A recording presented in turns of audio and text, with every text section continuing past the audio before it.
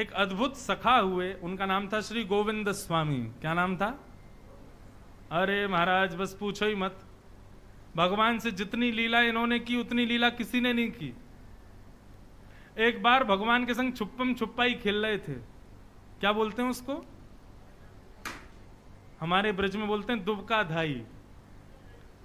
एक व्यक्ति सारे लोग दुबक जाते हैं और एक व्यक्ति उनको ढूंढता है ना? ऐसे ही खेलते हैं ना। तो ऐसे ही भगवान एक बार अष्ट सखाओं, ये गोविंद स्वामी और कुछ सखाओं के साथ, श्रीनाथ जी पूरे दिन मंदिर में रहते थे, लेकिन राजभोग के बाद में श्रीनाथ जी अपने सखाओं के संग खेलने जाते थे गोवर्धन में। तो एक दिन दुबका धाई खेल रहे थे। तो दुबका धाई जब खेल रहे थे, तो जब भगवान की बारी थी ढूंढने की श्रीनाथ जी की, तो सब ढूंढ लिए। अब वो तो अंतर्यामी, उनको क्या नहीं पता। ए गोविंदा, मुझे पता है तू पेड़ के ऊपर बैठो, नीचे आ जा। गोविंदास पकड़ लिए और भी सब सखा सब ढूंढ लिए। बोले यार कछु करो, ये लाला को मत दे करो। क्यों? ये लाला की बारी जब आवे सबन को ढूंढ ले।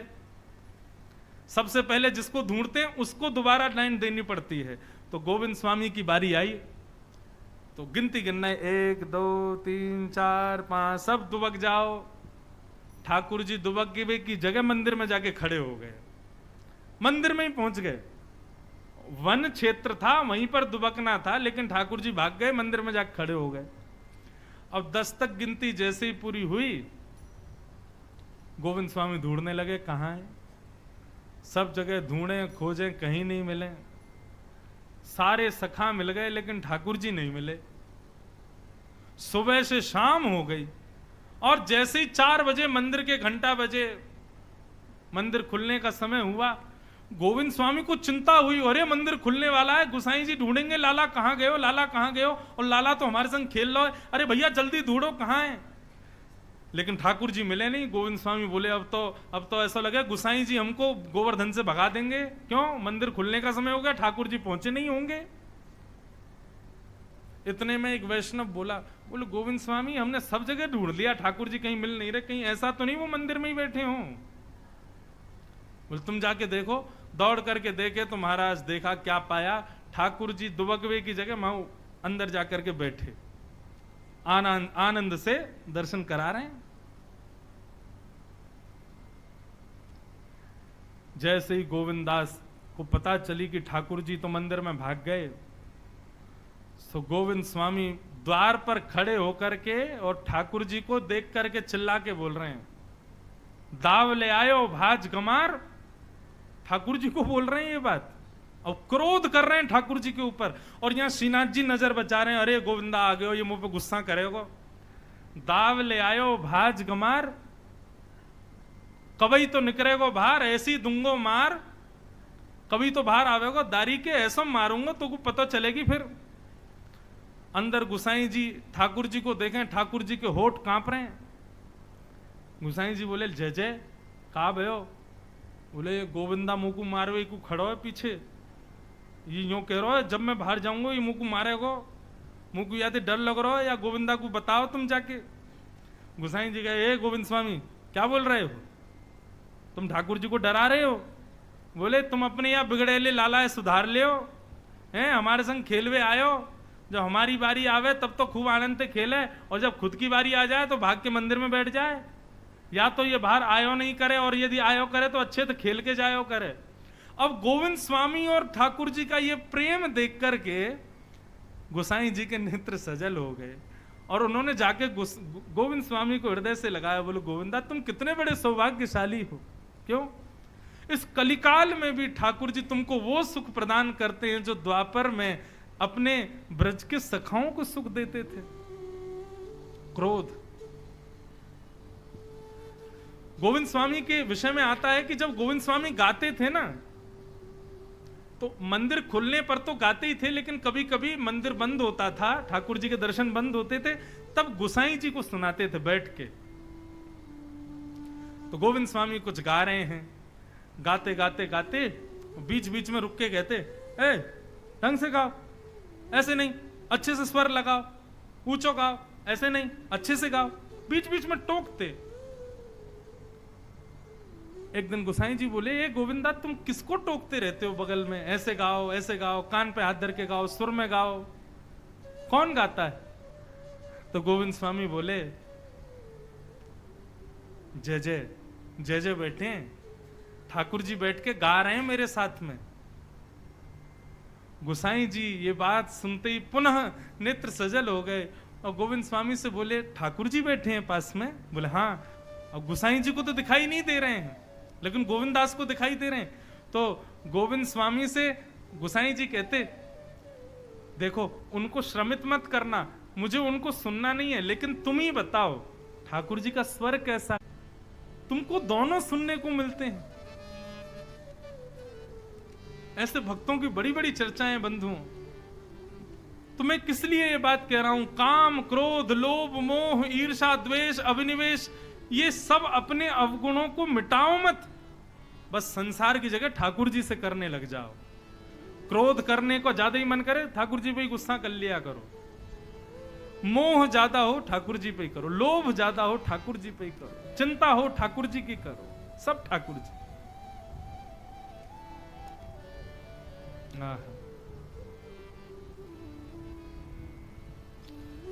हिरण्यकश्यप लोभ का स्वरूप है, और हिरण्यकश्यप के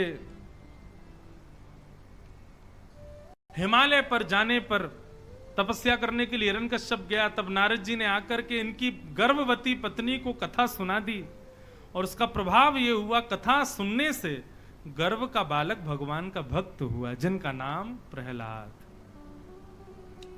प्रहलाद जी 1-1.5 वर्ष के हो गए तब लौट करके आए हिरण्यकश्यप। हिरण्यकश्यप ने अपने बालक को गोद में लिया और बालक से कहने लगे, बेटा तुम विद्यालय जाते हो? प्रहलाद जी बोले, हाँ पिताजी जाता हूं। क्या सीखते हो विद्यालय में? कुछ अच्छी बात बताओ। बोले, बहुत कुछ सीखते हैं। बोले, अच्छा तुमने जो कुछ भी अपने जीवन में सीखा उसमें से कुछ अच्छा बताओ। तो प्रहलाद जी महाराज को तो अच्छा वही लगता था जो नारद जी सिखा के गए थे मातृ गर्भ में। प्रहलाद जी सुनाने लगे, पिताजी तत्साधु मन्ये सुरवय देहनाम सदा समुद्विग्न धियाम सद्गृहात् हित्वात्मपातं ग्रहमन्धकूपं वनं गतो यद्धरिमाश्रयेत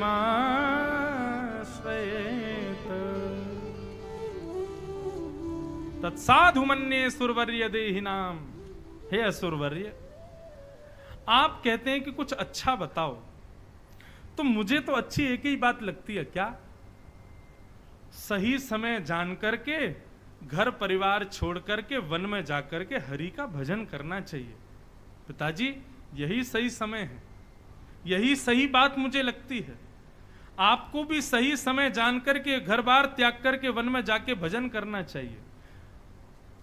वनम गतः यद्धरिमाश्रयेत, हरि का नाम सुनते ही हरि जी मोरे अवगुण चित ना धरो, हरि जी मोरे।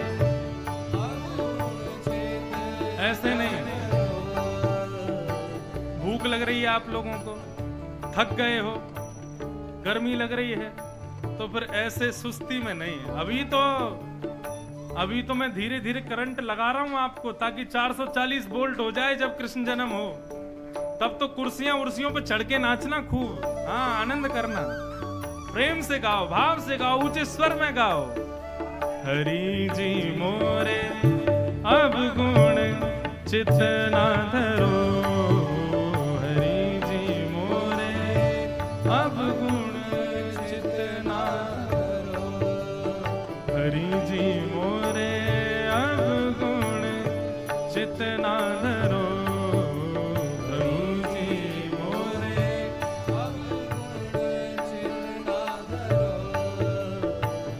समदर्शी प्रभु नाम तिहारो, समदर्शी प्रभु नाम तिहारो, समदर्शी प्रभु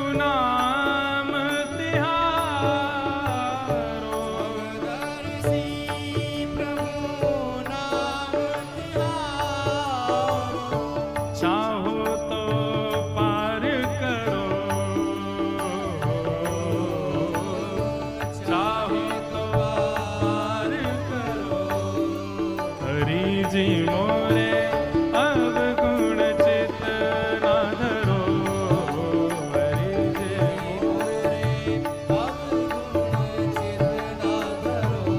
हाँ प्रभु जी मोरे अब गुण चित ना धरो, प्रभु जी मोरे अब गुण चित ना धरो।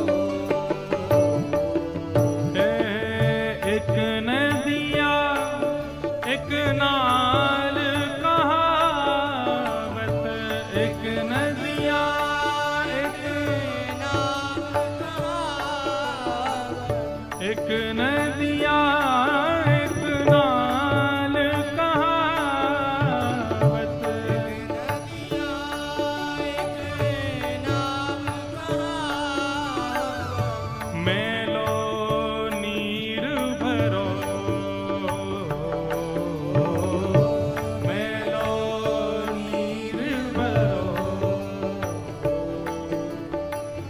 जब मिल के दो एक वरण भय, जब मिल के दो एक वरण भय, सुरसरी नाम परो, सुरसरी नाम परो। हरि जी मोरे अब गुण चित ना धरो, हरि जी मोरे अब गुण चित ना धरो, हरि जी मोरे अब गुण चित ना धरो, हरि जी मोरे अब गुण चित ना धरो। एक तरफ से नदी आ रही है और एक तरफ से मेला नाला आ रहा है, लेकिन दोनों आकर के जब मिल जाते हैं तब उसको नाला कहा जाता है कि नदी कहा जाता है? नदी कहा जाता है। ठीक उसी प्रकार नाथ, हम भले ही बड़े अवगुणी हैं, लेकिन आपके सन्मुख खड़े हैं, हम तो नाले के समान हैं, परंतु आप नदी के समान हो। अब आपके सन्मुख आ गए हैं, आप में मिल गए हैं नाथ, अब हमारे अवगुणों का विचार मत कीजिएगा। समदर्शी प्रभु नाम तिहारो, समदर्शी प्रभु नाम तिहारो, चाहो तो पार करो, चाहो तो पार करो। हरि जी मोरे अब गुण चित ना धरो, हरि जी मोरे अब गुण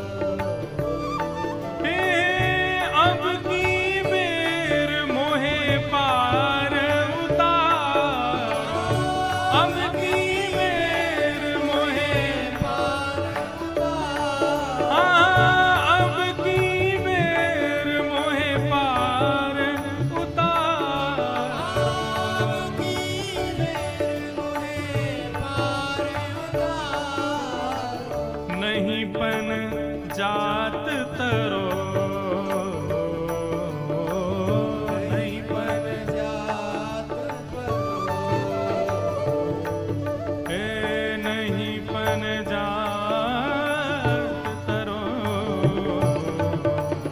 नहीं पन जात प्रभु जी मोरे अवगुण चित न धरो, प्रभु जी मोरे अवगुण चित न धरो, प्रभु जी मोरे अवगुण चित न धरो,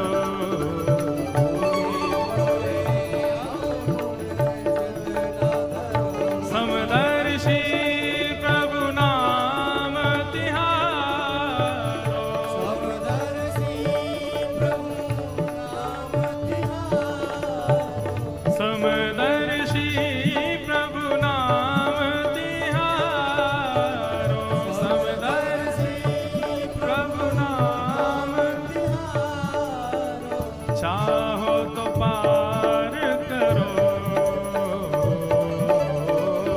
चाहो तो हे प्रभु जी मोरे अवगुण चित न धरो, प्रभु जी मोरे अवगुण चित न धरो, अवगुण चित न धरो, चित न धरो।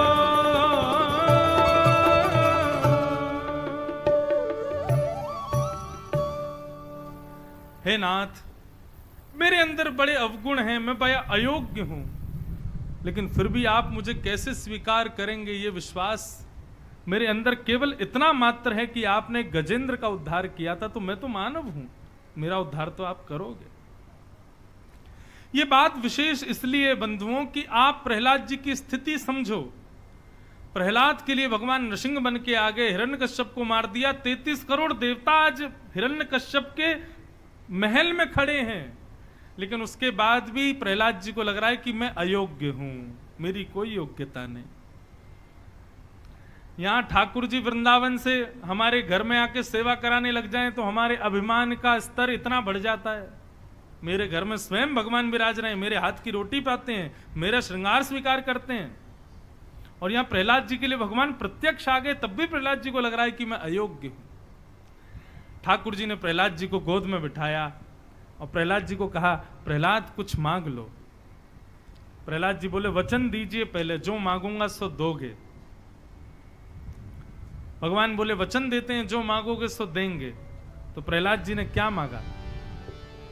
प्रहलाद जी कहते हैं, भगवान यदा यदीराशीष में कामान भराम स्वाम्बर दर्शभ कामानाम वृद्ध संरोहम भवतस्तु वृणेवरम। हे नाथ,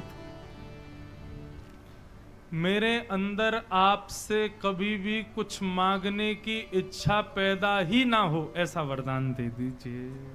मैं आपसे कभी कुछ ना मांगूं, और यदि मांगने का मन हो तो केवल आपकी भक्ति मांगूं, आपका प्रेम मांगूं, इसके अलावा मेरे अंदर आपसे कभी कुछ मांगने की इच्छा ना हो, ऐसा वरहस्त मेरे सिर पर रख दीजिए। भगवान प्रहलाद की भक्ति से प्रसन्न हो गए और प्रहलाद को सदगति प्रदान करके भगवान अपने धाम को प्रस्थान कर गए। बोलो भक्तवत्सल भगवान की। देवासुर संग्राम हुआ। देवासुर संग्राम के बाद बलि राजा ने आक्रमण कर दिया, देवताओं के तीनों लोकों को छीन लिया। जिन तीनों लोकों को वापस लेने के लिए भगवान वामन बनकर के पधारे और बलि से तीनों लोकों की भिक्षा लेकर के लाकर के गुरु बृहस्पति को प्रदान की। भगवान वामन का प्रादुर्भाव हुआ और बलि की भक्ति से भगवान इतने प्रसन्न हो गए कि जैसे ही वामन भगवान को 3 पग जमीन देने का बलि ने संकल्प किया, बहुत ध्यान से सुनो, बहुत अच्छी बात है।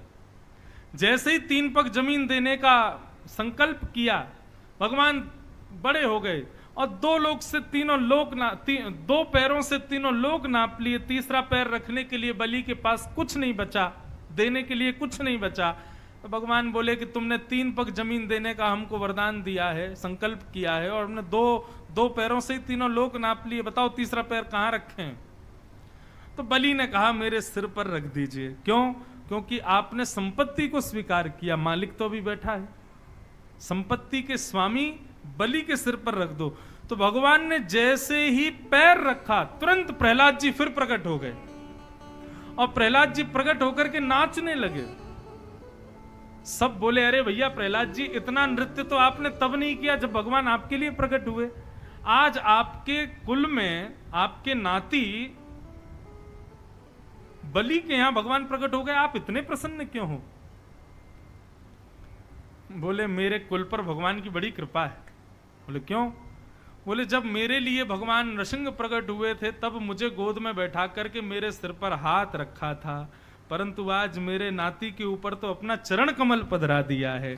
इस भाव से मैं अति प्रसन्न हूं। जिन चरणों से जगत को पावन करने वाली गंगा प्रकट होती है, जिन चरणों की रज लेकर के अहिल्या जैसी अपने श्रापों से मुक्त हो जाती है, जिन चरणों की महिमा को, जिन चरणों की कमला लेत बलैया, लक्ष्मी साक्षात बलैया लेती है, भगवान के नहीं चरण कमलों की लेती है, वो चरण कमल आज मेरे नाती के सिर पर पधरा दिए भगवान ने। इससे मुझे लगता है कि मेरी भक्ति से भी योग्य भक्ति है बलि की भक्ति।